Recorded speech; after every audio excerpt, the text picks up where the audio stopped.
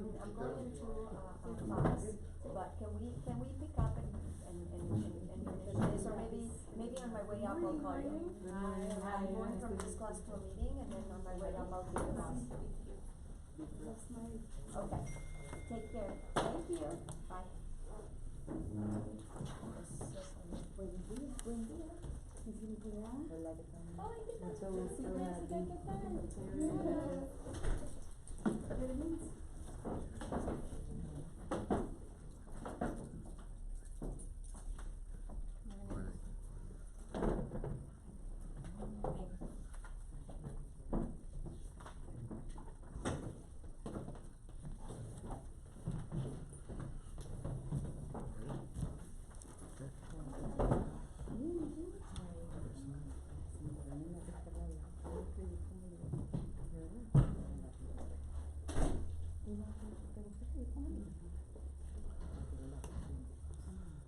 Okay, good morning, everyone. I'm going to try to communicate everything I need to communicate about communicating in the next 45 minutes. Obviously, we're just going to scratch the surface. But there's some, I guess, some basics to think about when we're trying to establish good communication with our children, or really with anybody. The first thing we need to let the children know is that what they have to say and think is important to us. It doesn't mean that, when we're in the midst of doing 10 things and they're tugging away, and they have to speak to you that second, doesn't mean you drop everything. Everything has to be reasonable and has to be manageable. But the general approach is, if it's important to you, the child, then it's important to me, the parent. That's really part of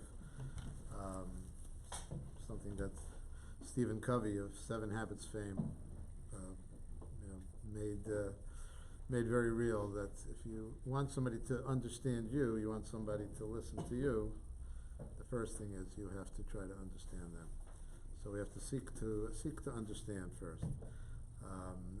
And especially with children, if you have a pattern of listening to them when they're young, so then that pattern will remain when they get older, and they might actually listen to you.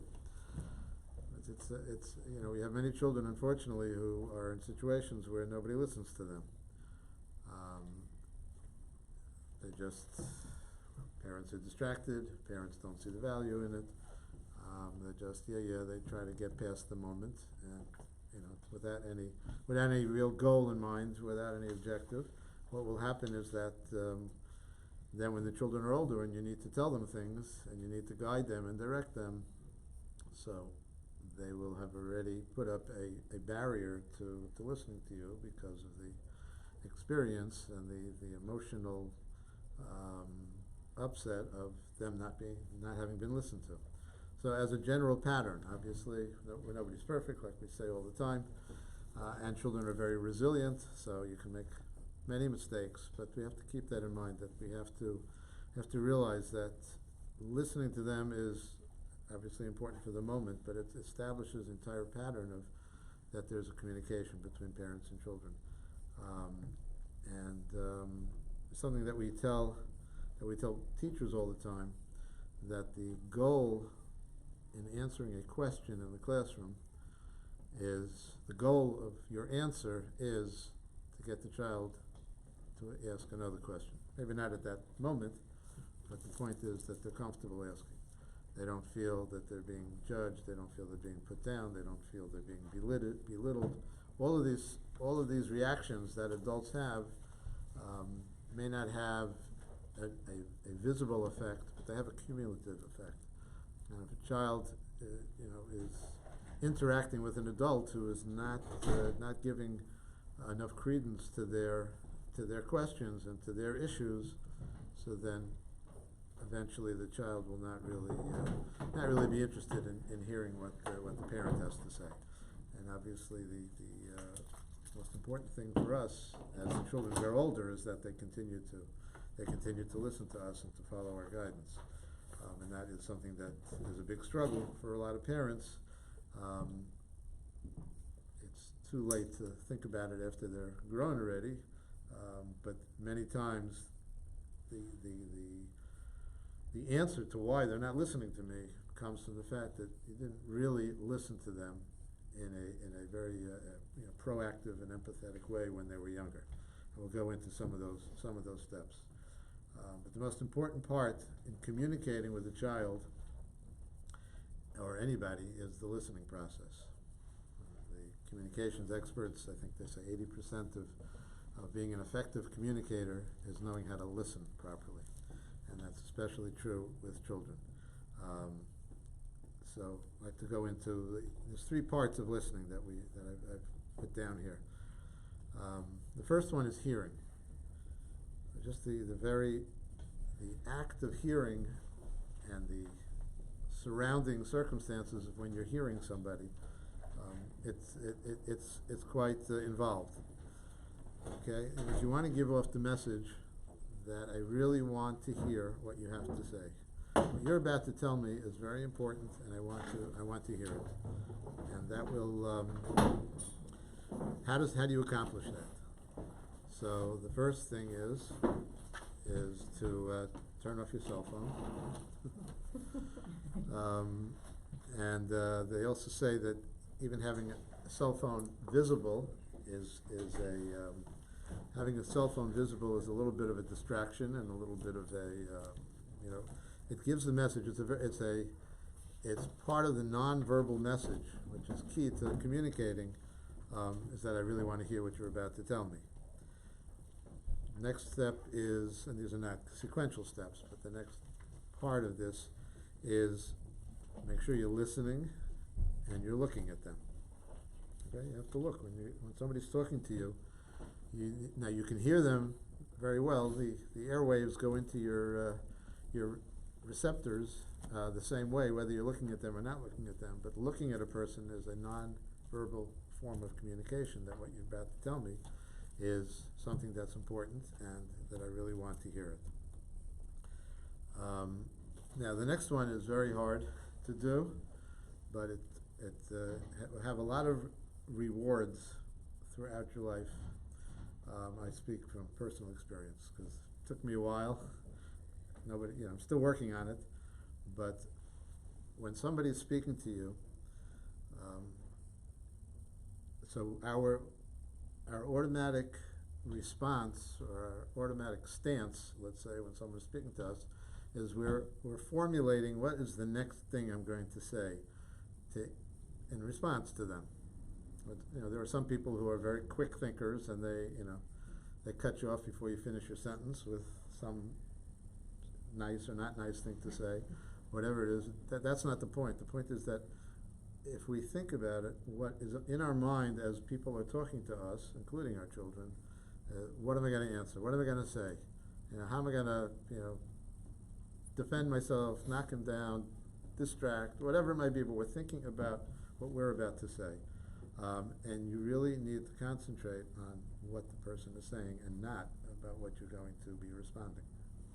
It's that to really hear them, and a good example of how you should be listening is the way a translator would be listening to a speech. Okay, when a translator is listening to a speech and has to then come out with a translation, even though, yes, they're thinking about what they're going to be saying, but they are focused on getting exactly what the person is saying, and their job is to try to pass it on in a different form, but they are focused on the words rather than just what they're going to say. So that's something that we have to realize as we're listening to the children, we're really trying to listen to what they have to say. So that comes from turning off the phone, looking at them, and thinking and really focusing on the words that they're saying. Yes? So it's always the same thing. It looks very nice on paper, but when 4 of them are screaming at the same time and you really have to, get done with supper, and the other one is naked in the bathtub because the water didn't come out the way he wanted, and all those things. Right. How do you delay, or when one of them has really something important to tell you, is it okay to delay it and, let's talk before that, or can you help me with this so I can listen to you? How do you delegate? How do you manage that? Right, right. Unless they tell you that, there's a fire in the kitchen,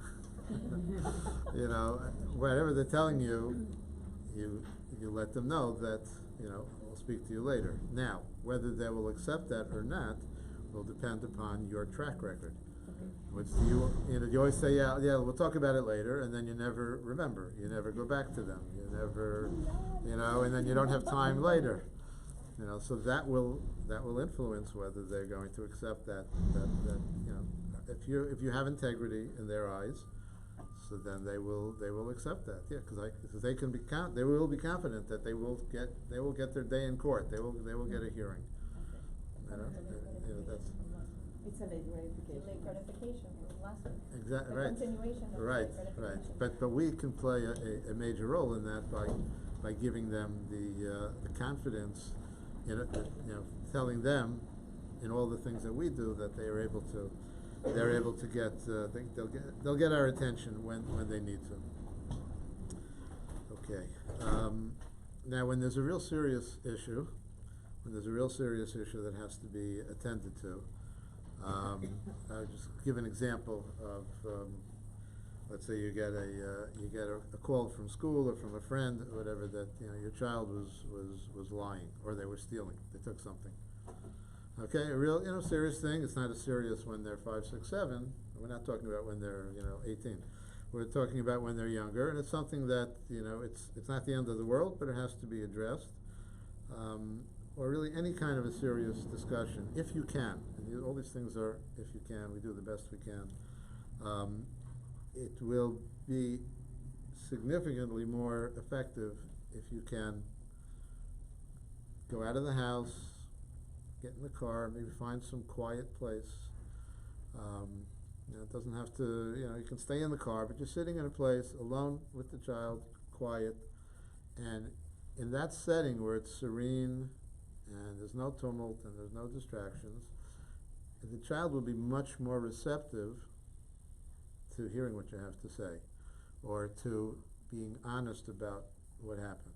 As you're taking them out of the usual routine and hustle bustle and everything else, and like, oh, this is like a little bit, it's a little serious here. So it's a technique, obviously. It's very hard to find the time and the place. But if it's a real serious matter that you're not going to just have a 5-minute on-off discussion and okay, I did my job, I spoke to them about it, but you really want to get into it, like why? I mean, it's a whole other discussion. Whenever a child does something, you ask why. You don't just jump to conclusions. You don't make your own assumptions. You ask them why. But the point is that in a proper setting, the communication flows a lot better. So that's something to keep in mind. Yes. Question: when you have a situation like this, what is like a time frame in which you can still deal with the problem? Because sometimes I guess with little kids they might even forget, they might forget what happened, and by the time you talk to them, it's already like a previous, like it's past Right. already. So at what point, what is like a good time frame to try and tackle these things? Because if you wait too long, you Right. kind of miss the opportunity. Right. So it depends on the age, but yeah, 4, 5, 6, 7, pretty much the same day. After that, it's you don't know what's in their head anymore. You don't know what's in their head anytime, but by the next day, they've moved on to other things, which just parenthetically, in school we have trying to deal with situations, and when we hear about it, 2 days later, because the child doesn't communicate not with the teacher and not with the parent, and then we don't, so it's much harder to deal with. And when it happens, when it's right there, it's fresh in their minds, and you're talking to somebody who's basically understands what you're telling them. So that's in general, that's something that it's a good point. We need to do it as quickly as we can. Again, we do the best we can. Don't keep them up till 11 o'clock at night, because that's the first minute you have to talk to them. Isn't it better to wait for the situation diffuse a little? It depends. It depends. I was gonna ask the other way. If it's anger and they're just not in an emotional state to listen, then yeah, they're just blocked off. But if it's something that you got to report about, something that you really have to talk to them about, so they're not, you have to read their emotions. If they're, all of us, when we're flooded, when we're upset, we don't hear anything, certainly. But children can get diffused quickly, and you can help, take them out of the situation. If something, let's say, happened in the house, and you really, if you can, get them out, and that'll help calm them down. I'm trying to figure out a handle listening to my kids around the dinner table, because one will just dominate the conversation for 10 minutes. So we've tried, like, okay, we're gonna give someone else a turn and continue later, and then people feel really not listened to. Just wondering how that works in a normal family. Right. What's a normal family? Is it a normal family? Yeah. Show me one. Right. I mean, that's serious communication is not going to take place around the dinner table. What you're asking is a challenge that everybody faces. If you have more than one other person there with you, I would say try to find some positive, rewards for the child. Even start with a minute. Have some deal with them, privately. And like anything else, any other kind of behavior, you try your best. I'll just say parenthetically that the other kids, like, it's amazing how patient the other kids are. They're very, as we said, they're so resilient. It's like they'll, like to you, the dominant child is like much of a bigger problem in your eyes than it is to the other kids. Like, you're worried about the other kids. Like, for them, it's sort of like that's the reality. It's like doesn't bother them that much, but you do need to address it.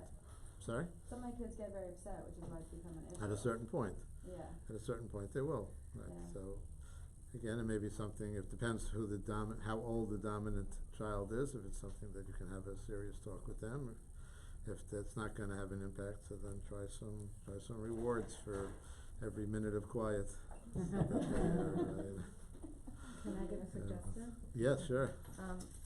So what we started doing in our family is that we go around the table and everyone says their favorite part of their day and their worst part of their day if they had one.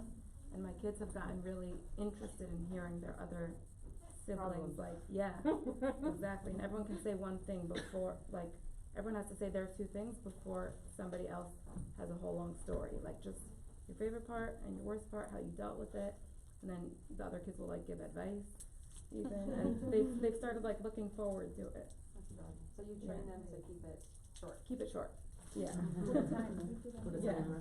Right. In 1 minute, please. Right. Thank you. That's a very good idea. Any kind of a structure that you put to the Right. to the situation will help, because children do, as we've mentioned before, they do appreciate structure. Every day? Yeah. I'm gonna Shabbat. But tell me only one thing about your siblings, a nice Right. thing. I try. Doesn't always work. Right. The moving on to something which is a little bit more, I guess, a little deeper issue in terms of communication, specifically listening, is that all of us have a tendency, whether it's with children or with adults, that we do what's called imposing our autobiography. Somebody will tell us something, oh, I know just how you feel. This is unfortunately something that happens when people, they're trying to comfort somebody who's sitting shiva, and oh yeah, I had just the same thing. And everybody, it's not, you don't have the same thing. Everybody has their own feelings. Everyone has their own experience and their own, if case of pain and suffering, we experience everything very different from other people. So saying, oh, I know just how you feel, is basically cutting off and showing disrespect really to their feelings and to their right to having feelings. And with children, it becomes even more pronounced. And especially if, and this is a little bit broader, it goes beyond the communication piece, but when parents impose their autobiography on their children, I grew up poor, I'll spoil my kid, they'll have everything they want, because I suffered from being poor. I was rich and I didn't have my parents' attention, so I'm going to smother them with attention. Whatever it might be, we have to always know what the child needs and not fulfill what we need, and also be aware that the message that the child is getting is that it's not about me, it's about the parent, about the adult, and that cuts off communication. So that's an important piece in general to realize that. I mean, it's certainly fine to have feelings, and we all do this from time to time, but again, the goal and the focus needs to be, what does the child need over here, and what am I actually communicating by telling them, oh, I know just how you feel, or whether I'm expressing it verbally or some other way. Okay, so let's move on to our understanding of what the child is saying, and how we get the child. Again, this is really a continuation of hearing, but how we get the child to communicate better.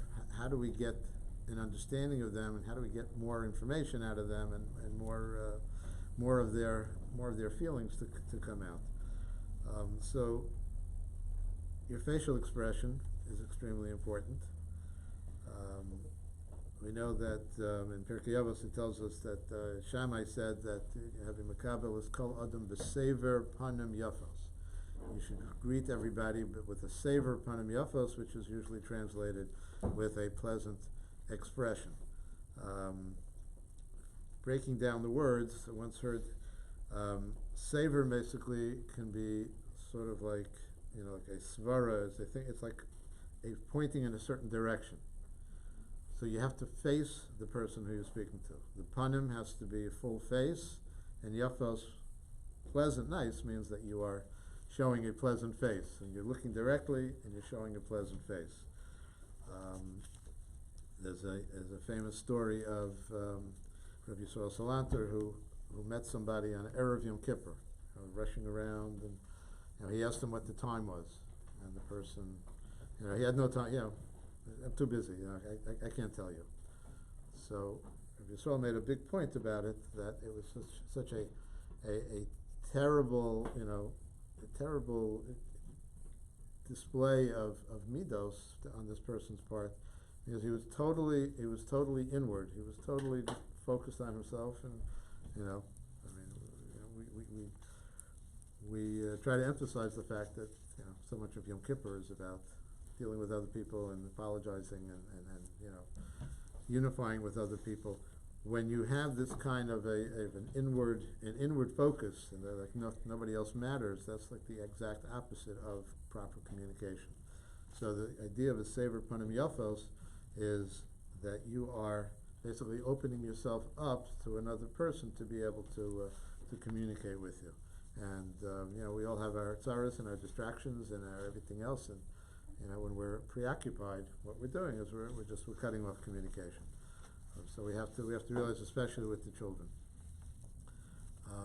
Another tool in communicating and in helping understand the other person and encouraging the other person to continue to share and open up is appropriate interjections. Basically focused on their feelings. Like you say, like, why? Or, that must have made you feel terrible. Or that must have felt really good.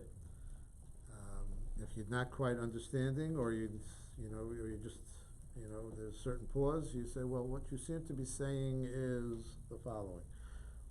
You're not interrupting, but you are showing that you are actively listening. Excuse me, you're actively listening. You're showing concern. And certainly clarifying the message that another person is giving to you, and certainly your child, is a validation of what they're saying, and it shows tremendous respect and regard for them, and that all of those things open up. If, let's say, you're not clear on what the child is telling you, so ask them to clarify. So often we're so distracted. You say, and he's telling you this horrendous thing that's going on, and so it shows you that you're not there for them, so you have no interest. So when you ask them to clarify, that shows interest. However, it has to be in a non-judgmental manner. She did what? You can't. That's not opening the communication. That's already. The judge has already decided the verdict. So a non-judgmental manner to try to continue to open them up. Now, if you're really, yes. Just about that, sometimes in an effort to show the child that you understand and you empathize, sometimes you'll put in that drama, like, oh my gosh, that was terrible, like, where's the boundary between empathizing with them and then, you know, 'cause sometimes you put in too much drama and they're like, okay mom, I'm not telling her anything again, like she gets over, you know what I'm saying? So where's that boundary between?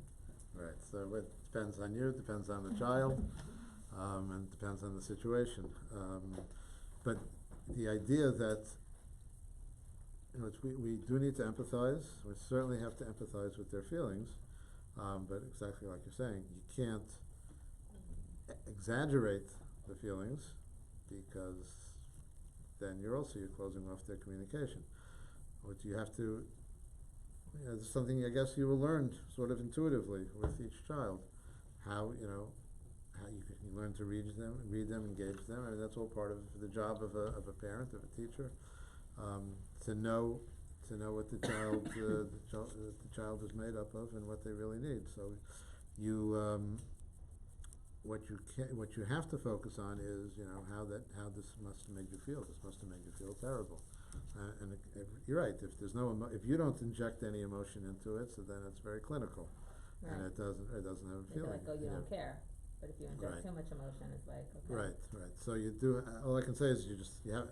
It's a great point, and you have to just be sensitive to it. And I think you'll pick up, you know, from their reaction to your reaction, whether, you know, you've gone too far, and then you can backtrack. But yeah, you have to definitely keep that in mind, that your emotional reaction is going to potentially overwhelm them, because that's like, you know, they're just telling you like an interesting thing that happened, you know, and you're like, oh, you make a whole to do about it. So you're right, that will close off communication, maybe not at the moment, but in the future, like, Right. we don't wanna get into all that drama with mommy, you know. Yeah. What about the child who's the drama queen or drama king, maybe? Like, sometimes you have a child who's an attention hog, but when it's one-on-one, and like, you listen to them, and you hear them, and you interject, and then they start all over again. It's like, the problem just never ends, it just keeps going, and they need to be heard, obviously, but like, there's no stopping point. Right. How do you kind of gently cut them Right, so if they're a little younger, you can have them write about it, draw it. You know, that doesn't always work, but obviously, you know, every child is different, and some children do need to be heard more. So you have to try to really hear them and show them that you heard, and then encourage them to move on. I know it's easier said than done, but they probably have an exaggerated sense of, you know, not being heard, you know, which may not be based in reality, but that's their reality. So you try to. But how much are you, like, if you keep hearing them, you're validating that skewed reality also, right? How much do you, like, try to set them straight versus just, you know, like, how much are you challenging their perception of reality? Well, it depends. You have to find the right setting, and try to go over it with them. And you know, it also depends why they're doing it. Could just be they just want the attention at the moment, and then, you know, 10 minutes later, like, they didn't really like that. The issue wasn't the issue. It was just getting your attention. So it's not so easy. I don't have an easy answer, but making sure that you do at least validate, you know, basically, you know, what they're feeling, and try to give them opportunities. And if it's a child who is needier in that regard, so then some of your precious spare time, quote unquote, you know, you may need to devote a little bit more to that child at that particular time. Lessons, because, you know, that's what they need. You know, so you try to give each child what they need. Yes. Like you mentioned, like, sometimes it's really, like, you know, these great, you know, these listening techniques can be really difficult in the moment when you have two kids clamoring for your attention, you know, whether it's just when the kids come home from school or at the dinner table and people want to talk at once. Just wanted to, one thing that worked for me for one child was, like, you know, that I would tell them that we'd have every night special mommy time for 10 minutes or something where I would really try to actively listen. So if the child wanted to go into a long thing about what happened that day and no one else could get a moment to say anything, I'd say like, sounds like this is something that we should talk about during mommy time later. I'm so glad you told me a little bit, let's talk about the rest later. Maybe that's something that could be used also, at the supper table, that they know they're gonna be listened to even if it's not right now. Right now, everybody can just share a little tidbit, I'll just talk for a minute or two. If it's something really long, that's for the special time that I'll really be focused on you. I'm not gonna be cooking dinner, I'm not gonna be doing other things. Okay, that's a great practical example of what we spoke about before, that you're establishing your integrity with the child, that they will have the opportunity to speak, and you're using it in addition to try to make the dinner table manageable. So it's a win-win, yeah. And the other thing is, when a child is sharing with you, I think sometimes you have to differentiate between them just wanting to share and them really trying to solve a problem. Yes, good point. Right, they just want requires something different from the Right. parent. Okay, that's usually, I can't say usually, but very frequently, that is really all the child wants, is your attention and some validation. Sometimes those missed cues could really lead to interesting places, like when you totally misunderstand and the end, you go into a whole long thing and your kid says, but that's not what I was asking you, like, why are you telling me all this? I just want. Wow, you're so dramatic. It brings to mind, many times little children will, they'll ask a question like, like where do babies come from? And like, you're seeing stars already,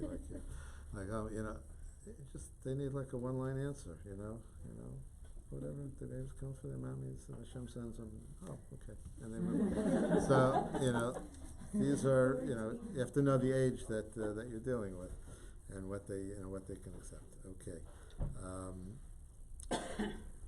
Next little technique is really two separate techniques.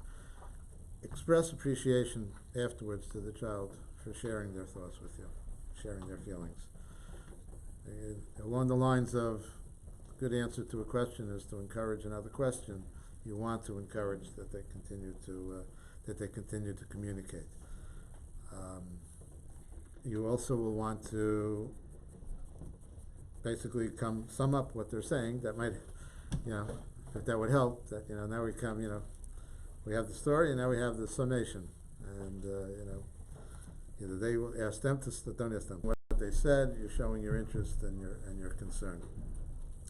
Now, when you hear a child say, oh, it's no use talking to you.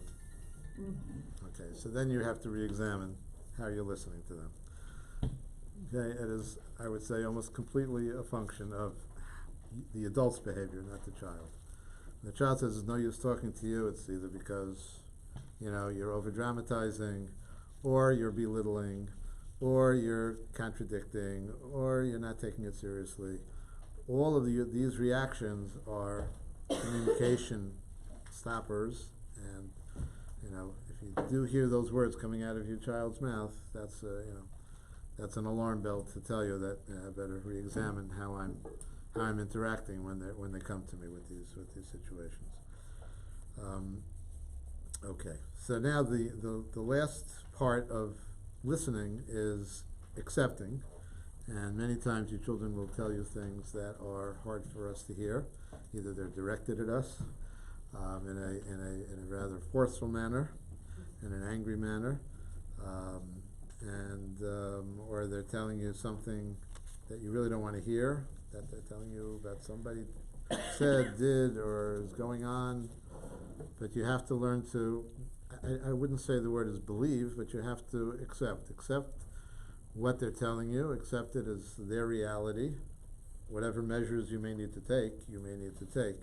But from a communication perspective, you have to say, I hear what you're coming from, and based upon what you're telling me, I understand why you're angry, upset, frustrated, ready to kill them, or whatever it might be. Again, you're validating the emotions, but you're not necessarily validating either their report, or certainly not, their intended course of action if it's inappropriate, if they shared that with you. But you are validating their feelings. You can always validate their feelings, you know, and you can say, so you're very frustrated by what happened, that must have been very embarrassing, I see one angry little boy. Now, that's really much of what the children want and need, because, you know, children are, you know, they're this big and we're this big, and, you know, they live in a world where they, you know, they're not in control, and there's lots of potentially scary things out there that they confront. They need to have a safe haven where not only are they have, you know, air, water, food, shelter, security, but they have emotional security as well. So, you know, they need to have a place where they can speak and they can be validated, and it's the emotions that need the most validation. Next class we're going to be speaking about sibling rivalry, Mitzvah Hashem, but this idea of validating the emotions is a very good, you know, not too many tools in dealing with sibling rivalry. We'll try to unearth a few, but certainly, you know, connecting with their emotions and to validate those emotions, that's something that you know, we can always do, because their emotions are real and they're entitled to them, and it's not our feelings, they're the child's feelings. So that's crucial in having a good relationship in that, and we can learn to separate that, and the children they just want to be heard. They just want to be heard, they want to be validated, and that will usually do the majority of, if they're upset, calming them down or helping them handle a situation. Okay, there are 7 benefits to listening that I came up with or found. If you listen appropriately and effectively, so you'll be serving as a role model to your children of how to listen effectively. That is a skill that will serve them greatly in their life. As we said, communication is 80% listening. Success in life goes to those who communicate well, so the skill of listening is critical to that. We keep speaking about reflecting emotions. Just to go into that a little bit deeper, it says in Mishlei that Kamayim hapanim lepanim, kain lev ha'adam la'adam. Kamayim hapanim lepanim, which literally translated means like water is a face to a face. Okay, don't write that down. Kain lev ha'adam, so is the heart of a person la'adam to another person. What does that mean? So there's a Gemara, and Rashi is explaining that really, like water to a face, it's an example of a mirror. When you look in a mirror, Rashi says that the mirror reflects every slight nuance of your expression, or whatever it's reflecting. There's no, it's exact, it's precise. You're frowning, what's coming back is a frown. If you're excited, what's coming back is an excited look. When you are relating to another person, so what is being reflected to that person is only what's really there. On a real fundamental and real truth level. Because we will, you know, in our public discourse, we'll smile and we'll be, you know, this and that, and I can't wait till I kill the guy, you know, whatever, you know, you have this fake, you know, that's how we function in society. You know, we hide our true feelings, nobody knows our true feelings, many times they're not too pleasant, but we manage to get along with people, because all that's there is the surface. But if you're talking about really connecting with another human being, so what the connector is that real emotion. Because the emotion in the heart is really what's being received in the other heart. So even though you might say all very nice things, but on some very basic intuitive level, the other person is not, and they may not understand why, it's subconscious, but they're not, they just don't really, they're not attracted to you, they're not impressed by you, they're not favorably inclined to you, even though you say such nice things to them. Because your heart is not communicating concern and warmth and connection. You have this hostility there, let's say. So the hostility is entering the other person. So that's how Rashi is explaining that what this pasuk means, that just like a mirror is a precise reflector of the reality that's going on there, so too another person's emotions are being impacted precisely and exactly by the emotions that you are giving off. You may not even be consciously aware of those emotions. The other person is not consciously aware of those emotions, but that is really where the connections will come, or they won't come. So a child who you really have lost patience with and you really are frustrated with, and you have to try very hard to hide it, but if that's really what you feel, so you're going to have a very hard time connecting with that child. And there are many situations where it just sometimes they trigger something in us. We're all subconscious. We have some psychologists in the room who do a lot better job than me explaining it, but on the communication level, it's an impediment if you're not able to really, give off those feelings of love and concern and caring. So you have to recognize that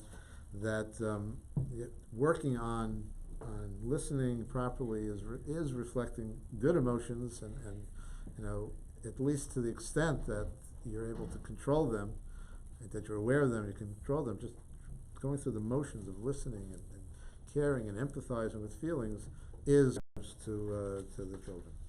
Okay, another benefit is you clear up misunderstandings. Like we said before, the kids could be saying something and it just goes way over our head because we jump to some conclusion. We don't really know what's really going on.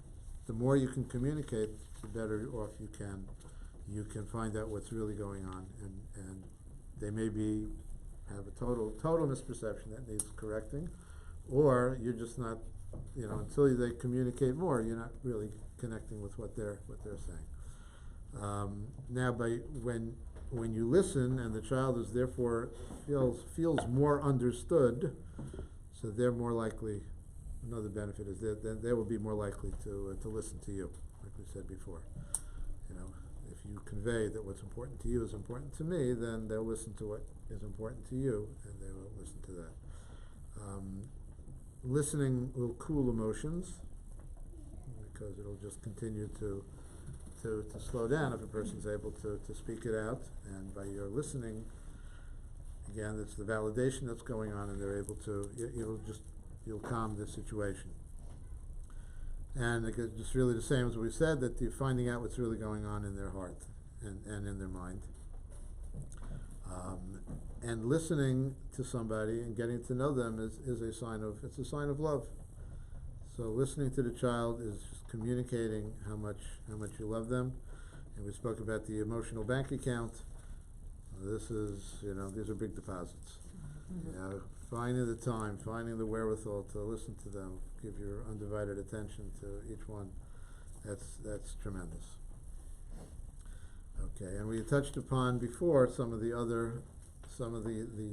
keys to being understood, because now this is really, we spent most of the time, I said 80% is on listening and communication, so we spent probably more than 80% of the time about how you listen to the child, but now it is the parent's responsibility to guide and teach the child. So now they have to understand us. So how do we become understood in the children's eyes? So the first thing is that personal credibility, that the child has faith in in you, in your integrity and your competency.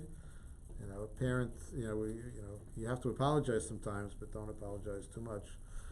Because then they'll lose faith in you, because mommy's always apologizing, must be always wrong, must be always making mistakes, doesn't know what she's doing.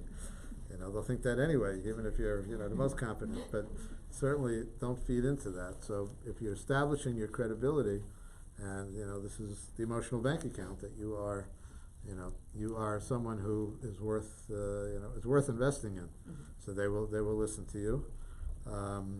So the emotional connection, we all want to please people who we feel emotionally connected to.